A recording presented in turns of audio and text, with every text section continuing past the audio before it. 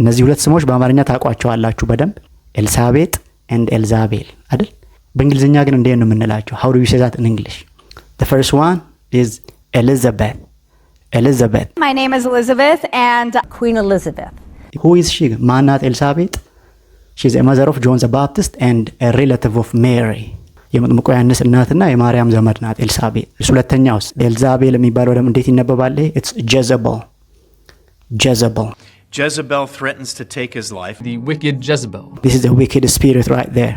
ኤልዛቤልስ ማናት ታዲያ? She was a wife of King Ahab and she's known for her idolatry activity. ጣዖት አምላኪ biblically speaking, okay? እስከ ዛሬ ድረስ የኤልዛቤል መንፈስ ተብሎ ስፒሪት ሪያልም ላይ የሚሰራ but those Christians are expected to rebuke this spirit in the name of the Lord Jesus Christ. ስለዚህ you gotta try to identify these two names. ስለዚህ የመጀመሪያው ኤልሳቤጥ ሲሆን ኤሊዛቤት ላላችሁ፣ ኤልዛቤል ደግሞ ሲሆን you gotta say Jezebel. የኤልዛቤል መንፈስ ስትሉ ምን ትላላችሁ በእንግሊዝኛ? It's Jezebel's spirit or the spirit of Jezebel.